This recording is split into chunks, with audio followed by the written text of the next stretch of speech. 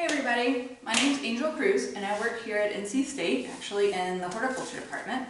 And today we're going to make soap. Soap is one of the super fun and super easy things to make at home. You can use almost everything out of your kitchen.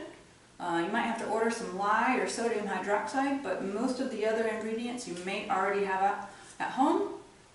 You might have to buy a few ingredients at the grocery store, but most of these things are pretty easy. I started making my own soap in 2011 and haven't bought soap since.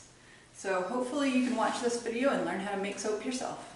Alright, so what we're going to do right now is weigh out our lye solution. It's really important to do this first because the lye and the water heats up, this chemistry, and it gets really hot, and so you want to take a while for it to cool down. So first off, I'm going to put on my protective glasses. I've got gloves on. If I do this at home and I have a fan going, I often do it at home over the stove, and I just turn the fan on, put it on the back, and it's fine. Don't worry about it. I often wear gloves, oven mitts or something, but lye is caustic and you just want to respect it. So the first thing I'm going to do is actually I'm going to weigh out my water. So I've got a scale here. My recipe is 13.5 ounces of water. So I make sure the scale's on ounces, and I'm going to measure. Sometimes it's tempting to not weigh out your water, but on the cup, it's hard to be very exact, and I want this to be exact. So, 13.2, 13.7.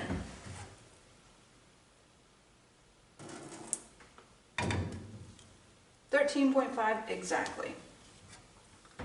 So then I'm going to weigh out my lye. So I'm going to tare this, so it's back to 0. Tare just means you reset your scale to 0.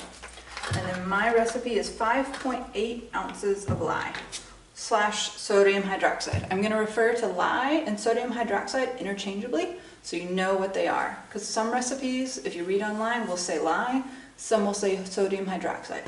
It's the same thing. So I've got 5.8. I'm going to weigh it out close to the cup because I don't want this sprinkling everywhere.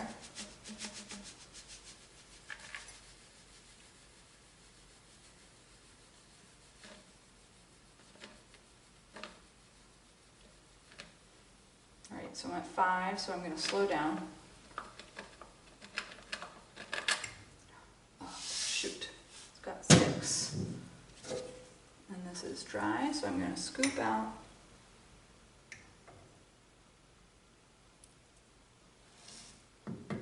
So 5.8. So I'm going to add my lye to the water. And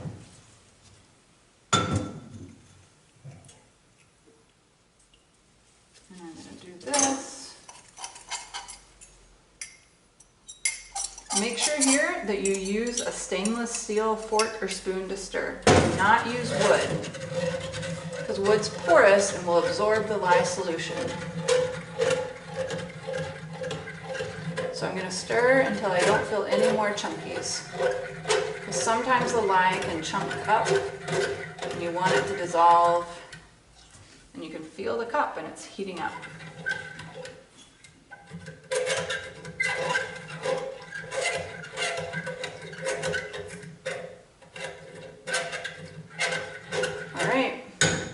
So now I just let that sit while I do everything else. I'm going to put a cap on my lye.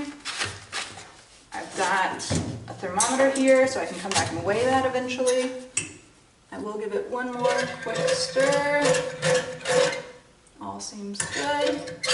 So the first thing we're going to do is we're going to weigh out all of our ingredients. I'm going to make sure my scale is on ounces. Great. Sometimes it's in grams. And then I weigh everything out and I realize I weighed it out wrong. Don't worry. Any mistake you might make, I've made 10 times. So the first thing I'm going to do is weigh out. I've got my ingredient list here and I'm going to do it all into one pot, so it's really easy. First thing is 18.5 ounces of olive oil. So make sure my scale is at 0. And then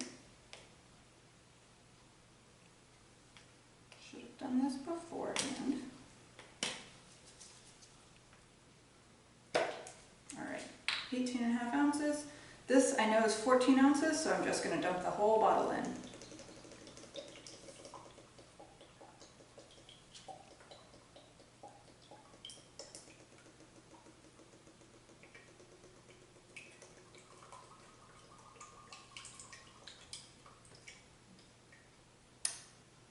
Even though this was a brand new bottle and it says 14 ounces, it's only 13.4. So never take the bottle's word for it. Always weigh things out. So we're going for 18.5. So I've got 13.4. I'm just going to keep adding.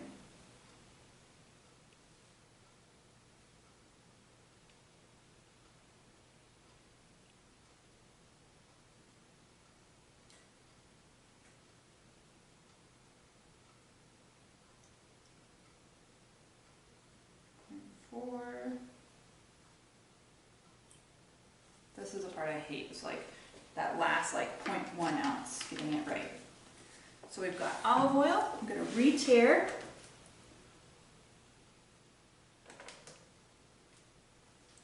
Then, so it's back to 0.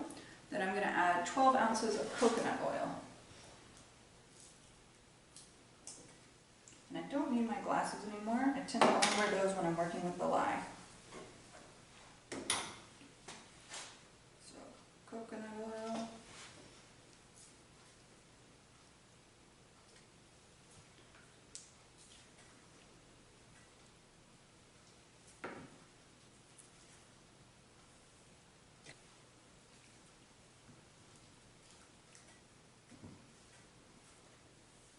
So it takes a little while to get out the coconut oil because it's hard.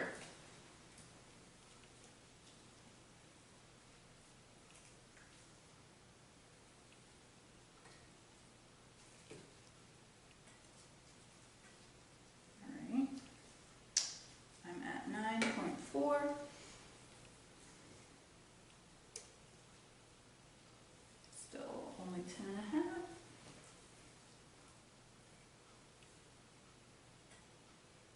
$11.9.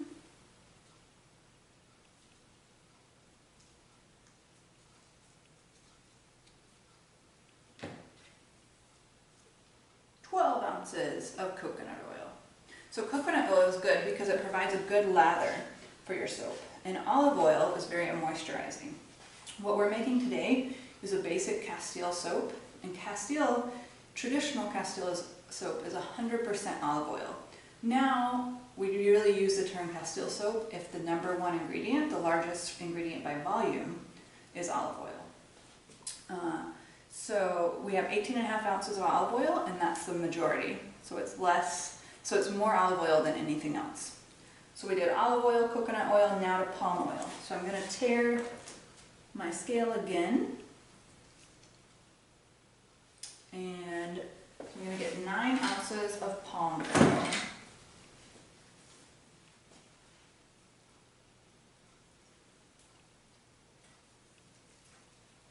Your hands get very moisturized doing all this if you're not wearing gloves.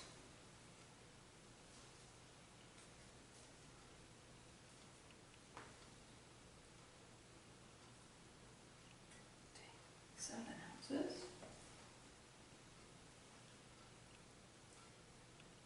So 8.1.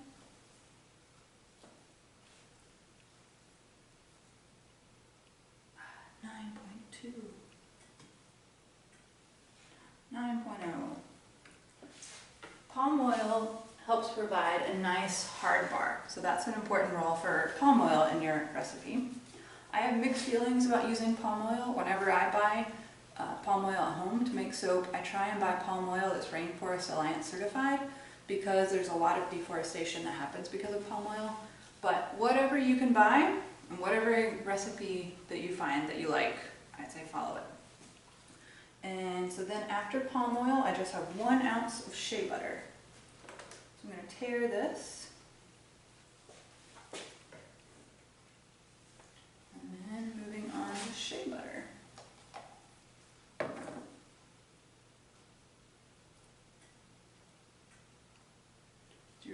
.9. So great, so all of my oils, my fats are in there. So now I move on to heating the oils. So I'm gonna put this on like low, medium low, and let it melt. It'll take a few minutes to all of them melt, so you want it to be 100% liquid. I'll show you when that's done, but really you just gotta let it sit and melt for the next 5 minutes or so. We've got this, yeah. So while that's melting, I'm gonna go ahead and prep my box. I have this lovely mold here for soap. This is the mold layout is available from Lowe's.com. I use just one of their, their plans on Lowe's.com. They have lots of woodworking plans, and these are ones from there that I just gave to the woodworking folks here at the craft center, and they made for me. I have some at home that I just use from scrap wood, but you don't have to have one of these. I, for many years, just used a bread pan or a brownie tin or a muffin thing. And you can do it in the little muffin holders. Perfect shape for soap. So don't be limited by not having one of these soap molds. You can literally do it in almost anything. So what I'm going to do here is line my soap mold with freezer paper. And you want to make sure you get the shiny side up. And if you have any leaks, like parts where the wood is showing, the soap is going to stick to it and it's going to be very hard to pull out. So.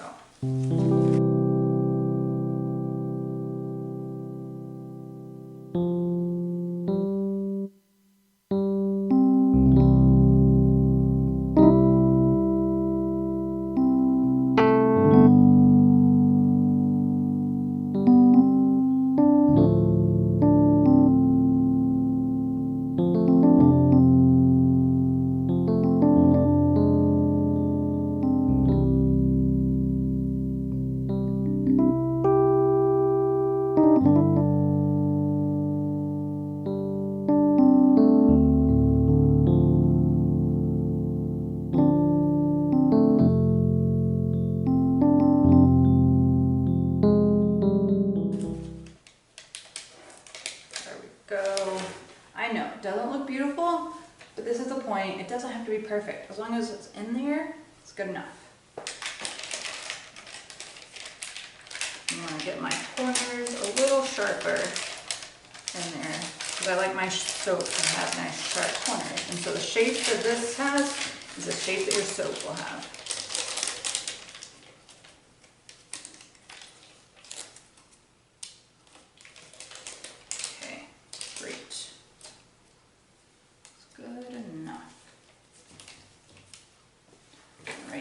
Almost melted. I've got just a few little chunkies left. I want those as soon as they're clear. As soon as it's totally clear, I'll take it off the heat.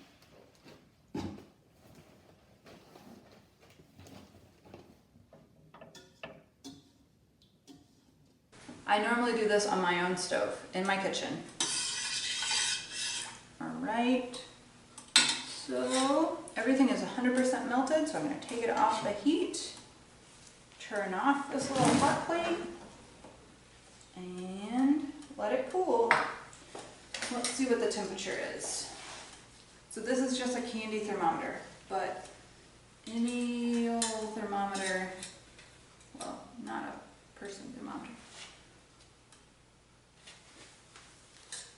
I need to let it cool till it's under 130.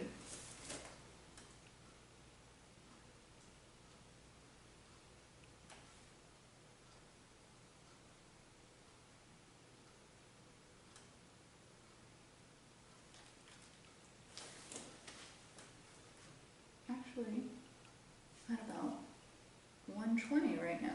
So that's good. I could actually go ahead and mix this.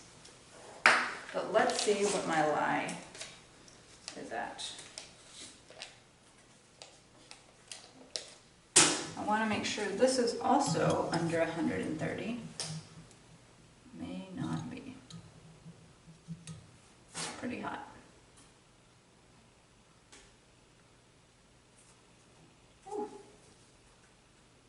almost 150. So it's like about 145, 146 right now.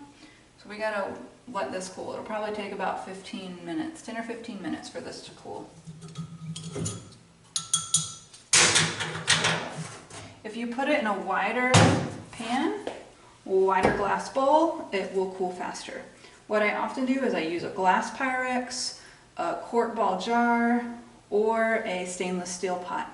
You do not want to put this in your lye solution in plastic or wood. It has to be stainless steel or glass. Aluminum pots are also a no, because it will corrode it. So now we're just going to wait for this to cool down.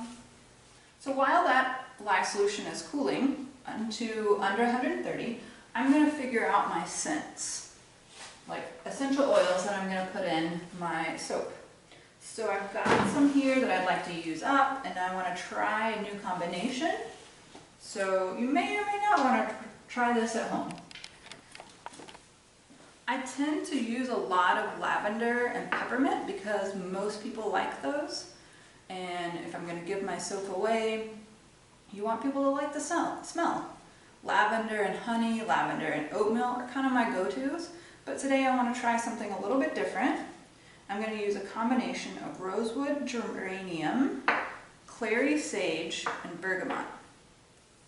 So I'm going to have all of them open and ready, and a little bit of neroli.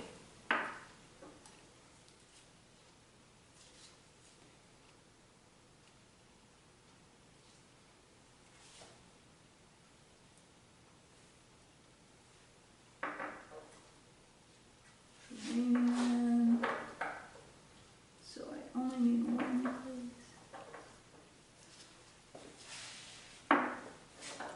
So I've got rosewood, clary sage, neroli, and geranium. So I'm thinking like an herbal, flowery, something herbally with a hint of flower is what I'm hoping for. We'll see if it comes out that way. But I might just do a little dash of lavender. And then for color, I like to use all natural colorants, so I use things that I have in my kitchen. I'm going to use some cocoa powder. We'll give a little bit of a smell, but I don't use very much of it, so then it shouldn't change the scent too much. And then a little bit of green tea to give some texture to it. Some green tea flakes.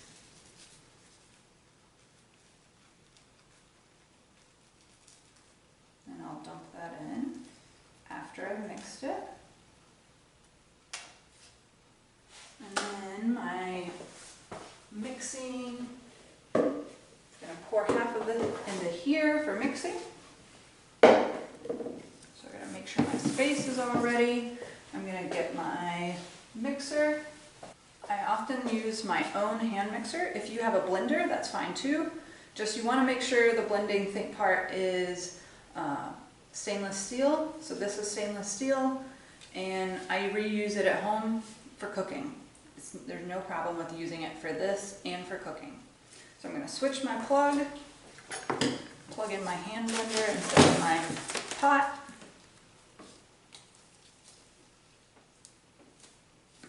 So that's ready. So I've got pretty much everything ready. All right. So our ideal temperatures for both our fats and our sodium hydroxide is between 100 and 130. So this, I think, cooled down a little too much. It's not quite to 100, so I put it on low on the hot plate just to warm it up, because the lye solution is a little over 130. So in a couple of minutes, it should have cooled down, and this will have warmed up a little bit. Almost to 100.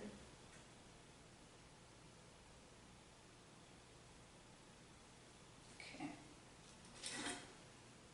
I'm going to just leave that plugged in or connected, and I'm going to go. Got my lye solution here. Got my fats that are about 110 right now. Take them off the heat. put them on this little hot pad. Make sure my immersion blender works. Yep. And then I've got my immersion blender in, and then I'm going to pour in my lye solution. As soon as I pour, I'm going to start blending.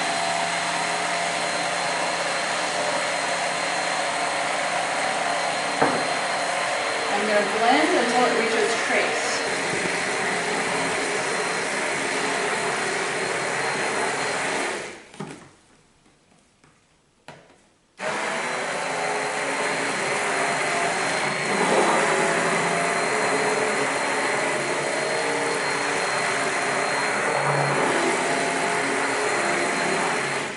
See how it's starting to thicken up a bit?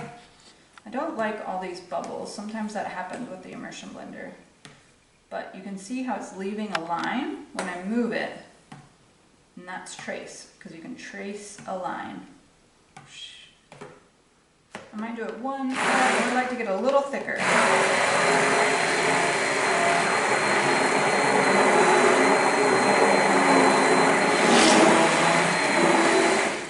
Now it's definitely a trace. You can see lots of lines. So I'm going to take that out. I often like to take it off because it'll fall over while I'm working. And then I'm going to put my essential oils in. So my rosewood.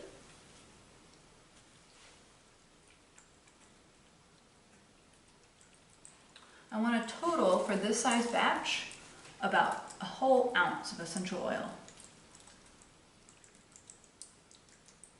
But it just depends on what kind of scent level you want. Oftentimes, I recommend pouring the scent in and then smelling it and seeing what you think. How much?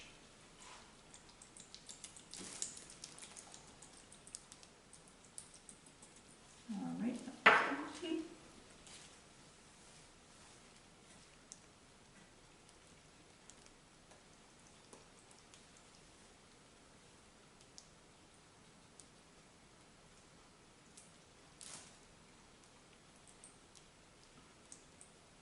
Sometimes these have a hard time coming out.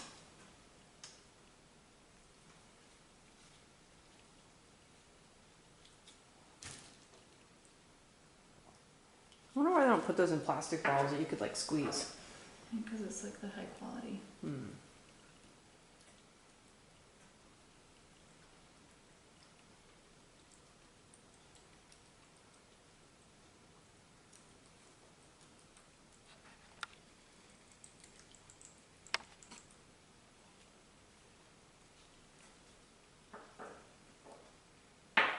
And then just a little dash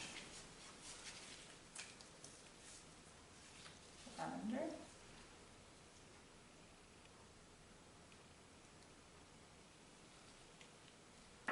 So then I'm going to pour in some green tea leaves to give it a little bit of texture in there.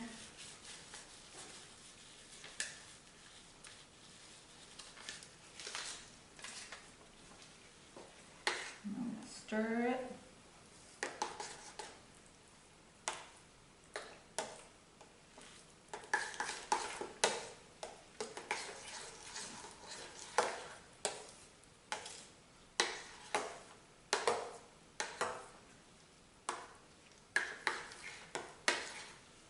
I like a little bit more green tea. This I don't need to stir so vigorously, just with my spoon. And then I want to do 2 colors, so I'm going to separate out half into this.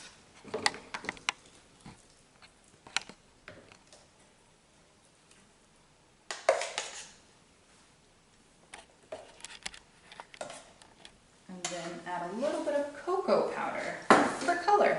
So I like soap with a little bit of brown. Gotta stir it in vigorously.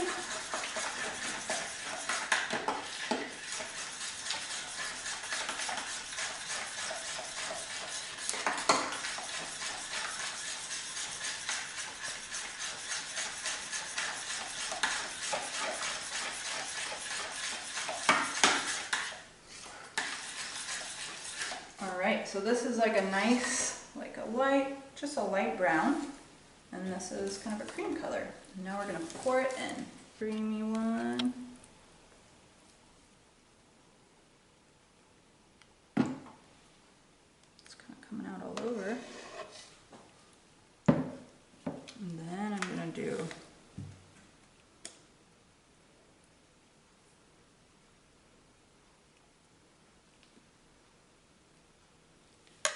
so then you create like a swirl effect.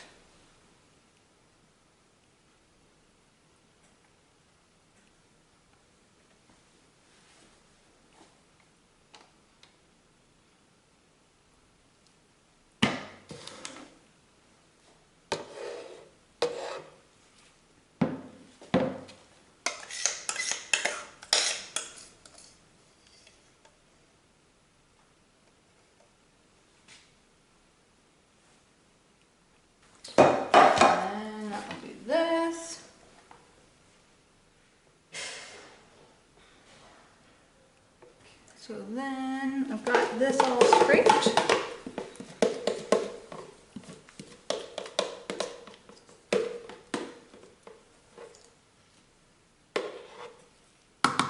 All right, so I poured all of the soap into the mold, and now I'm gonna even it out.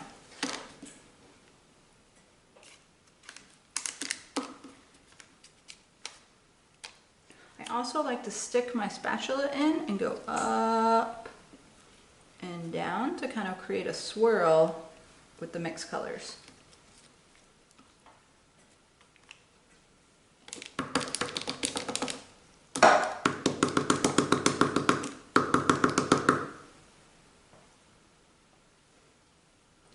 And then it's done.